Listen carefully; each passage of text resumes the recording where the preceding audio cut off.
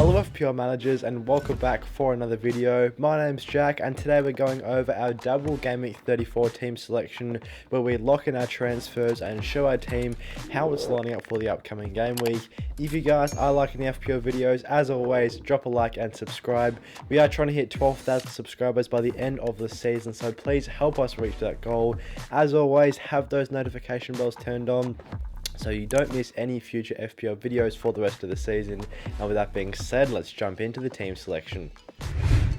So first off, let's have a look at how we got on in game week 33. Overall, a pretty solid week for us. We scored a total of 69 points, which is the perfect score in my opinion for FPL. Looking at the defenders though, there wasn't too much joy amongst those players at the back. De Gea, Botman, Trippier, Estupiñán all could not produce any returns. None of the players got clean sheets, but despite De Gea also conceding multiple goals, he was able to get extra point there for the saves, so that was good to see. But unfortunately, no clean sheets there for any of the lads at the back. Most of the joy was found amongst our midfielders and forwards. Rashford was really good for us against Spurs away. I think he was one of the key reasons why we were able to take a 6th consecutive green arrow, was because a lot of people did bring in Rashford for Game Week 34. A lot of people hadn't already had him in for their Game Week 33 team, so it was good to see him put up double-digit returns against Spurs away, got himself a goal and assist, and features on bonus points. So very happy there with Marcus Rashford's performance, and I'm sure he's going to be a very heavily transferred in player coming into double Game Week 34, especially with Manchester United's double, and of course he will be a good option for the rest of the season, as Man U still have those extra double game weeks there as well. Solly March, of course, also got the assist in Brighton's fixture against Forest away. There wasn't too much joy for our Brighton players in this game, as both Matoma and Estupiñán did blank in this one, so a bit frustrating there that those lads couldn't produce returns, but March nonetheless still got the points. Salah also blanked in midfield for us, which wasn't great, as he was a decent differential option for our team in Game Week 33, but couldn't produce any returns there. Didn't have any massive standout chances against West Ham away, but most of the joy in our team was found up top, both Kane and Haaland producing double-digit returns. I'm very happy that I stuck with Harry Kane, as I was seriously considering just going Kane to Haaland and keeping Tony in the team. Luckily, we opted to go for Tony to Haaland, as Tony scored nowhere near as many points as Kane this week. Kane putting up 11, Tony blanking, and then Haaland with 14, doubled up to 28 on captaincy. So I'm really looking forward to see how this double premium forward line can perform for the rest of the season, as I think Kane and Haaland will be the two highest scoring forwards for the rest of the year. Despite Kane not having any double game weeks, I still think he's going to perform extremely well.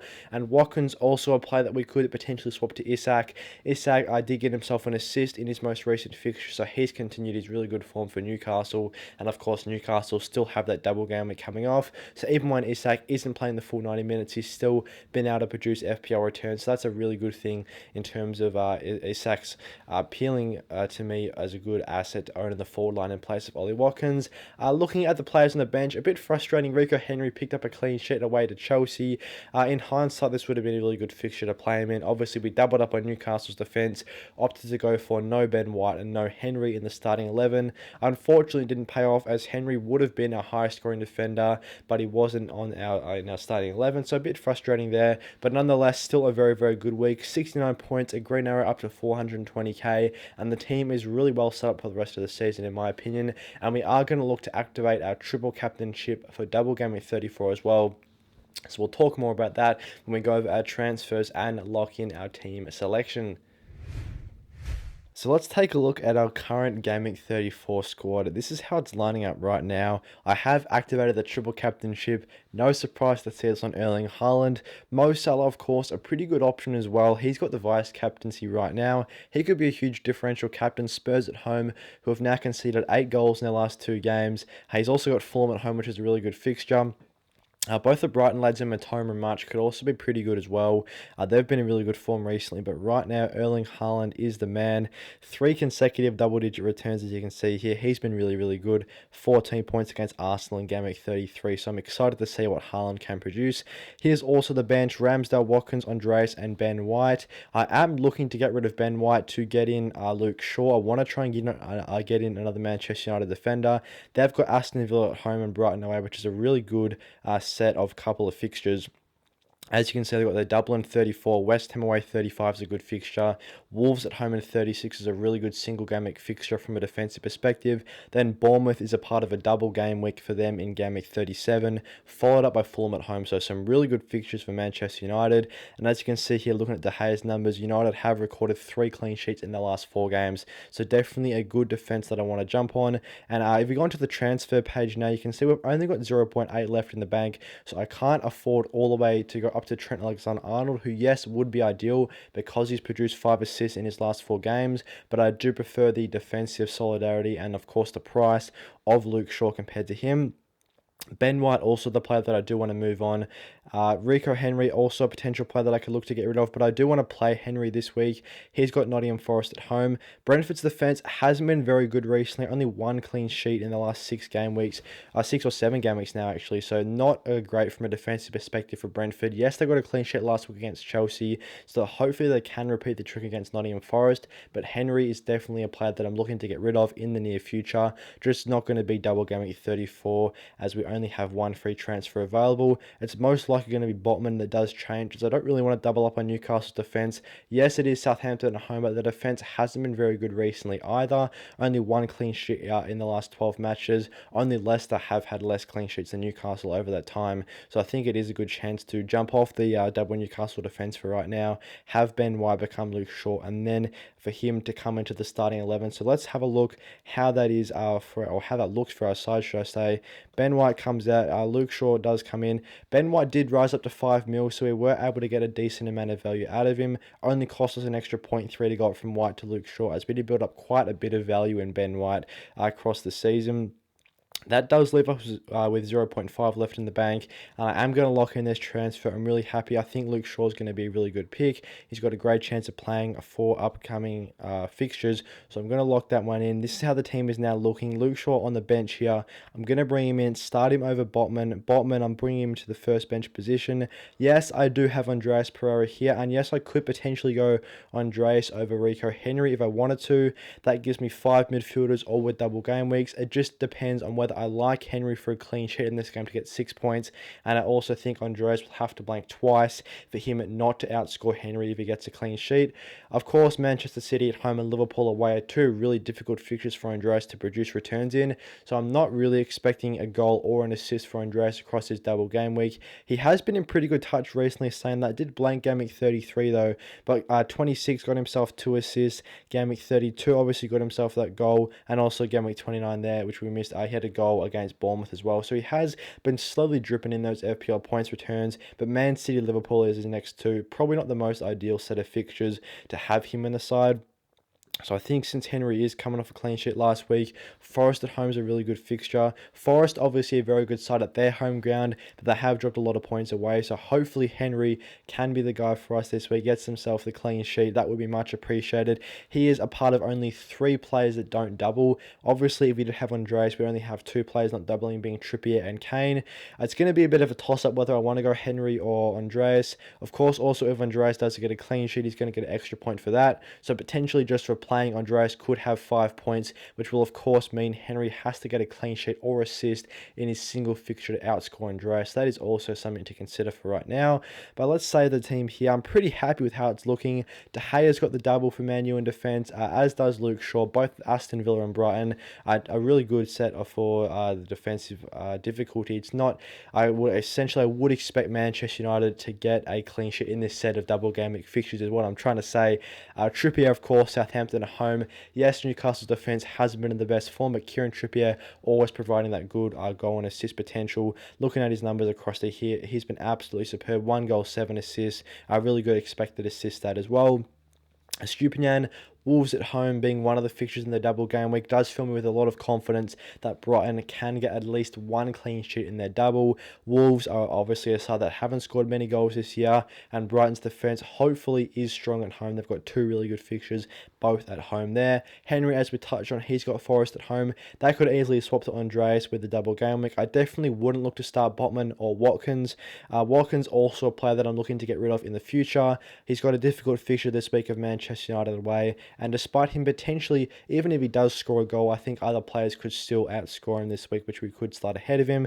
Whether that's Henry, if he chips in with a clean sheet, he could outscore Watkins. And of course, Andreas, if he gets any form of attacking returns, he will definitely outscore Watkins. Plus, if he does get a clean sheet, or Fulham get a clean sheet, that's going to be 5 points for Andreas, which does mean Watkins has to get either an assist or a goal to be able to outscore those lads.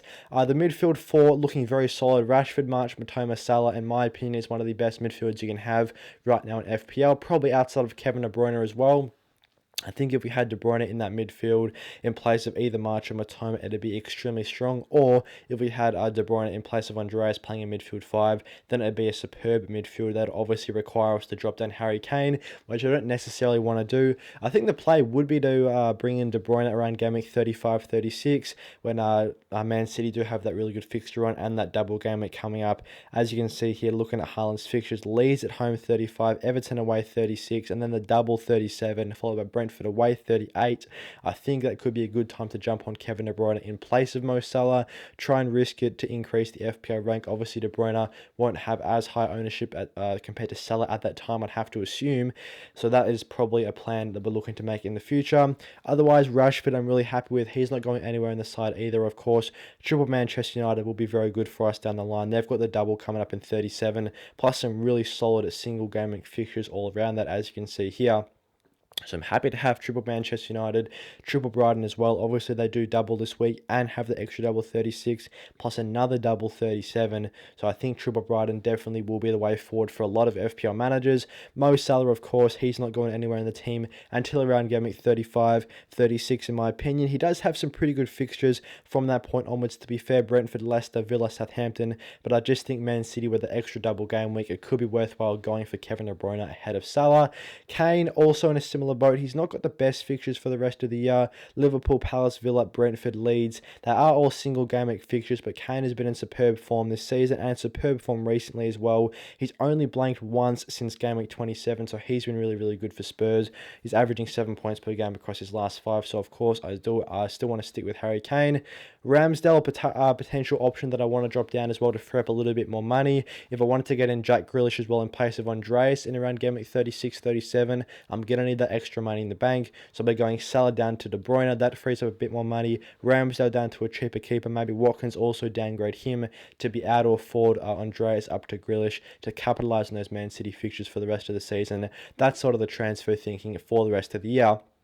But as far as the GW34 team goes, I'm really happy with this side right now. The only potential change that I'm going to make is play Andreas instead of Henry, just because he has that double game week. And at the end of the day, I do like playing players with a double game week, having that extra chance of returns, as despite Andreas getting himself a goal or assist being low against Man City and Liverpool, just having those two fixtures does give me the extra confidence that he has that extra potential to get the attacking returns.